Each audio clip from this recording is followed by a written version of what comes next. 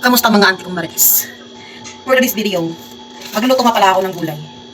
Kasi kung hindi niya may tatanong, ang uncle niyo nga pala ay vegetarian. Hoy, hindi! Meron nga pala ako dito saluyot na tigdodos. Tigdodos yung ano. Ay. Ang mahal ng sitaw, 7. Mahal sitaw. 7 ang sitaw.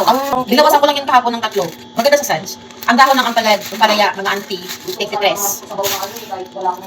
Ay, walang sahog. Malunggay, tig ko 4. At kamati. Dahil isa lang kamati. Oh. Mga auntie, hindi ako vegetarian. Mabubulok lang talaga ang mabibilis na dahon. Bumili talaga ako ng munggo para dito sa mga gulay ko. Kaso nga lang, mabubulok talaga to. Eh, kaya ako daw mag-munggo para gusto ko lang i-gulay-gulay lang. Kasi nga vegetarian ko natin. Excuse me. Excuse me. Ganyan lang, 5 minutes lang itong lutuin ng auntie.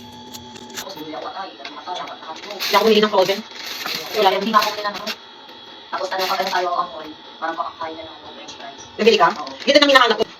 Ang palaya ng auntie. Hindi lang, kasi wala lang. Kumbaga sa Ilocano, ulang lang tulutuin, ulang lang. Pero sa Ilocano, dinengdeng. Masarap ito pag may mga inihaw na bangus. Ganyan. O di kaya, kahit na anong klaseng inihaw pa na isda yan. Masarap ito. Kaso wala akong isda. Yan, ito naman yung saluyot. Ipakukuluan ko lang sa may bagoong. Tama na to. Tapos, malunggay, mga auntie, para sa mga nagpapasuso. Hoy! Hindi ako nagpapasuso. Ako ang sumususo. Parang tama. Okay. Malunggay. Para sumigla ang katawan. Para pampadagdag ng buhay. Pampadagdag ng dugo. Kaya sa mapapangasawa ko dyan, hindi ka na mahihirapan kung ano ipapakain mo sa akin. Hoy! Kahit magdagdag lang kasi. Hindi ka na mahihirapan kung ano ipapakain mo sa akin. Hoy! Kasi kahit hindi ka kakainin, hindi tayo magaganon. Parang tanga. Mga tinugasan ko na itong gulay ko ha. Baka sabihin naman hindi ko tinugasan. Kasi sera kayo. Hindi ako makaalay. Next is sitaw. Lagyan natin yung mga medyo matatanda. Yan lang. May pasaubos yung gatas mo ito. Yan. Office. Baka mo yung Kutso. abang ano.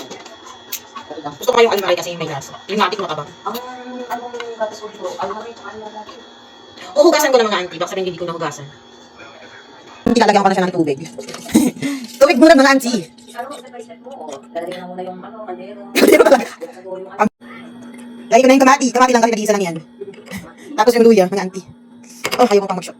Langgo, kasi kalahati. Lalo lang. Okay. Maya mga auntie, pag malapit ng kumulo, lalagyan na natin ng bagoong.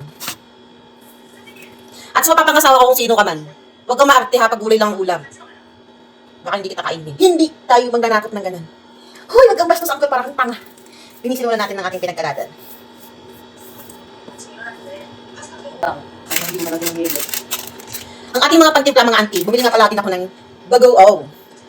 Anchoy sauce. Makari anchoy sauce. Sino ka dyan? Basta hindi ikaw yung amoy bagoong ha. Lagi sarap. Gat. Ano nga patatak yun? Ay, parang hindi. Silipin natin ng kaunti. Yan. Pag mga ganyan medyo may sign na nakukulo na siya, lalagyan na natin siya auntie ng bagoong.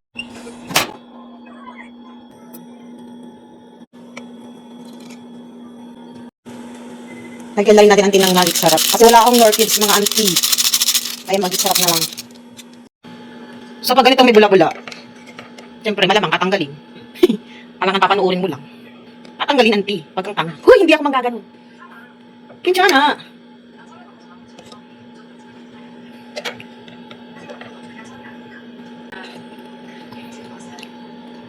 Hintayin natin siyang kumulong-kulo. Unahin natin yung sitaw mga auntie. Nahihirapan talaga akong maglagay mga auntie kasi hawak ko talaga ang cellphone ko. Ay naku. Lagi lang natin i-check yung bula-bula mga auntie kasi galing yan doon sa bagoong. Okay mga auntie, bubuhos ko na rin pala yung mga gulay. Mix-mix na yan, yung ampalaya, yung malunggay, yung saluyot. Yan. Hoy, sino ka dyan? Antayin lang natin siyang kumulo mga auntie ko. Marites. Okay, check natin auntie. Luto na. So, patayin na natin. Patayin na. Oh, ito na auntie. Yung gulay. Tignan nyo. Sarap ito auntie sa kanin. Tapos may sili. Sarap. Humigit. Nangingibabaw din yung pagkapait ng konti yung dahon ng ampalaya. Kasi naman yung pagtingin mo sa kanya, mapait. Hindi ang buwi. So, yun lang mga auntie. Pinakita ko lang sa inyo kung paano ako magluto ng gulay. Hoy! So, mainit na naman yung cellphone ko. Hanggang dito na nga lang. Parang nangatang. Bye.